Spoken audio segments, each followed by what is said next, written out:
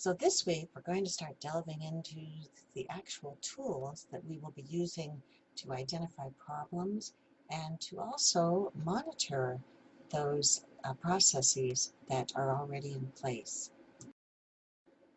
So as you read in Ross, we use these process analysis tools to help us, obviously, in the identification of problems or potential and primary causes of problems. As we get more into run charts over the next few weeks, we'll be looking to identify patterns early on before it becomes a huge problem. And then also to perhaps identify some potential solutions and to select a solution that we might want to implement to turn around a situation that needs to be altered. And we also use tools to monitor the implemented solution or just to monitor what's going on with an ongoing process. And to ask the question, did the solution reduce or eliminate the problem altogether? Which almost always never happens, but we can hope. So we're going to start by looking at three different types of data analysis tools that are going to help us identify problems. And those are Pareto charts, stratification charts, and histograms or bar charts. Pareto charts are really helpful if you already know pretty much the cause of the event or the problem. And a lot of times we do know that in an acute care setting because people fill out those wonderful incident reports for us when there's, for example, a medication error, or this one is adverse drug events in the month of September. And so we ask the question, what was the cause? What happened? And people put down what they think is the cause, which quite often they're correct, and that is the cause. And so, particularly for something like this, is very cut and dried for adverse drug events. What were the medications that had the most adverse drug events in the month of September? And we can see that insulin and anticoagulants are right up there at the top.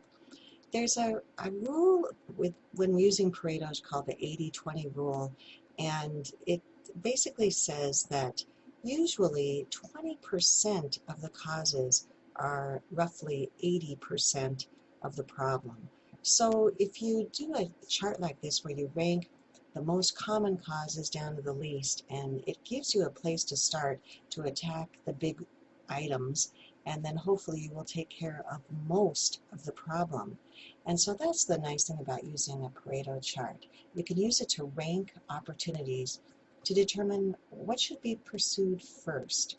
So it uses a histogram bar graph, but it rank orders in terms of frequencies. Here's another example of a Pareto graph that I think illustrates the 80-20 rule a little bit better.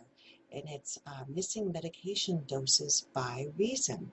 So you can see over on the left-hand side, the most frequent medication missing problems are new orders or the patient was transferred. And if you think about it, those are probably very similar in terms of cause, in that new orders perhaps haven't been put into the system yet. This is probably historically perhaps when things were done a little bit more by hand, but we still find that happening with computers where the orders haven't transferred over yet, or patient transfer.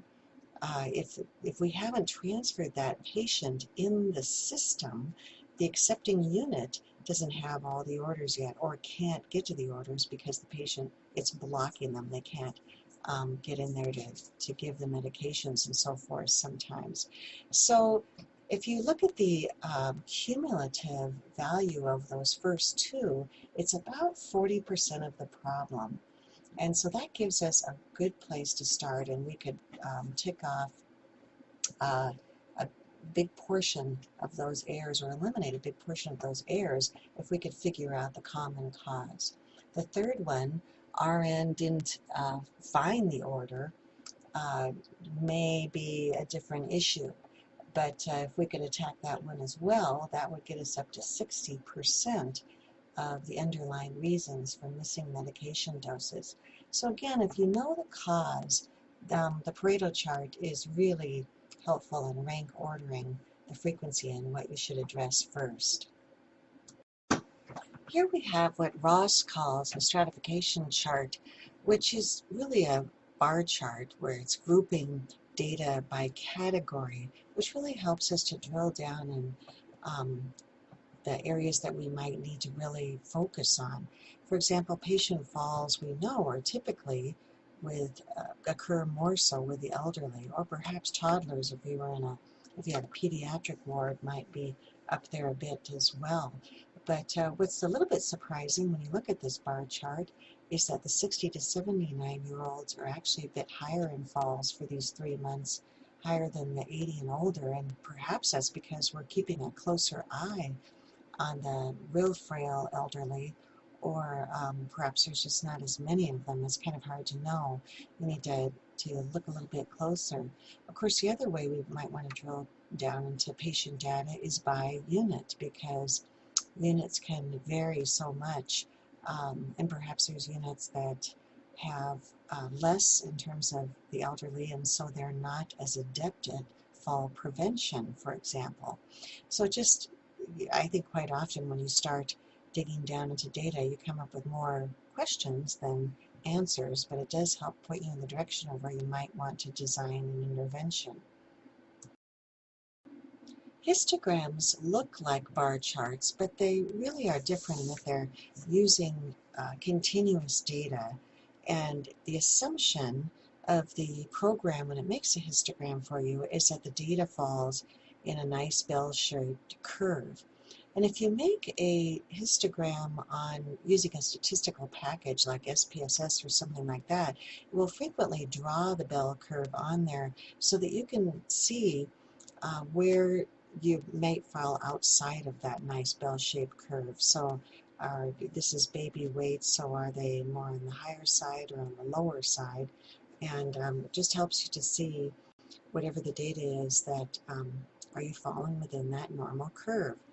So the underlying assumption obviously is that the data should fall in under a normal curve, and if it's not, where is it outside of that normal curve? Check sheets are pretty fun and very easy to use. So this one's on ER wait times, and you can see it's divided up into 15-minute increments.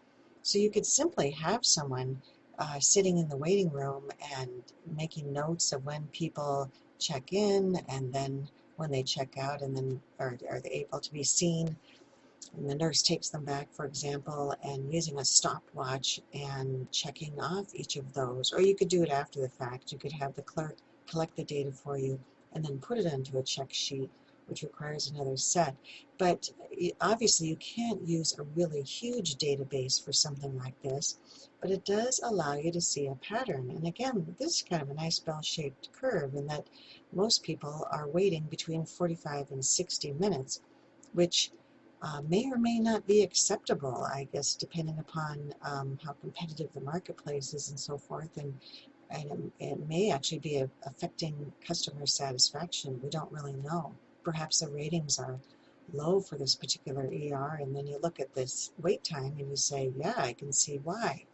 So it does not enable you to analyze a lot of data, but for a day or a week perhaps gives you a nice snapshot of what is going on, and that they're easy to compile. Here's a couple of more examples from your textbook that looks at prescription errors in two different ways, which is very enlightening. The first one looks at, using a check sheet, looks at prescription errors by physicians. And as you can see, there's really not a lot of difference except for physician G is only making, you could say, half the errors, but this is sort of a small sample, so it's hard to come to any conclusions. It looks like across the board there's about the same number of errors.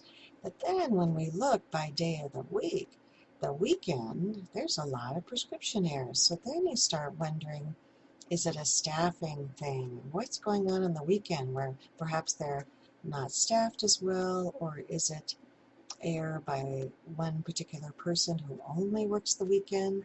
Again, we have more questions, but it helps us drill down into what's going on with the errors. and can we reduce them if we focus in on what's going on the weekend. Next, we're going to look at some tools that help us identify causes. So the first one is a fishbone. They call it a cause and effect diagram in Ross. A scatter diagram is another one. Just basically a plot chart of X and Y data, flow chart, and something that Ross doesn't talk about, which is a spaghetti chart.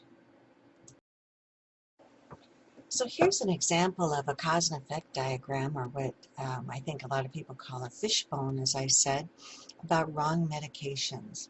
And in my experience, as you identify possible factors that contribute to errors in a certain area, it's really best to have a robust interdisciplinary team helping to do this. People think of things that you wouldn't think of, and particularly across disciplines. And typically we put them into 5 or 6 different categories. People or manpower, and Ross points out that it's really important to look both at management and the people that are doing the work, because perhaps management is not supplying the resources needed to do a good job, and that's the job of management, I firmly believe. Supplies or materials, equipment or machines, processes or methods, and the environment, or he's even got in there, I think, Mother Nature. And if you look under the environment on this diagram, interestingly, they have things like poor lighting, noise, clutter, and interruption. And we now know that when it comes to drug or medication errors, interruptions are a big cause of that, which is no surprise. If you ask any nurse distributing medication, she'll say, or he, that several times during the process they might be interrupted as they're trying to put together a medication for a patient. There was an interesting study done at Kaiser Permanente about half a dozen years ago, where one of the managers decided that on hearing over and over again that I keep getting interrupted, and I think that's contributing to medication errors. And so she got orange vests like you would see being worn by a traffic person or construction guy, and asked the staff when they were preparing medications to wear that vest. And at first, staff were very unhappy about that, saying, "This is demeaning. I'm a professional, and you want me to wear this vest?" But they did it very reluctantly, and even though people were not happy about it, what was amazing, it did signal to everyone around them, "Don't interrupt me. I'm mixing medications. I'm doing something critical at this time."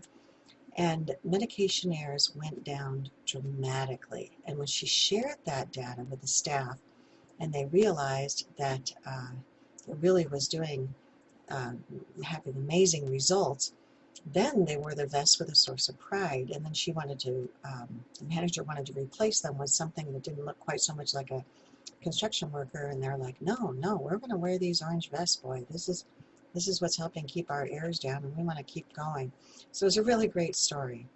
So fishbone diagrams can be very, very helpful in narrowing down where people need to concentrate, but it doesn't identify the frequency. So it can be a little overwhelming to have this laundry list of what possible causes might be for a certain error. So I think people need to take this diagram and then do further work in looking at frequencies before launching into a plan. Scatter diagrams are simply graphs that plot 2 variables across an X and Y axis, and they just help us to identify if there's a relationship between the 2 variables. But the other thing that they do is they help us look at what's going on over time quite often. So in healthcare and manufacturing, what is on the x-axis is quite often time.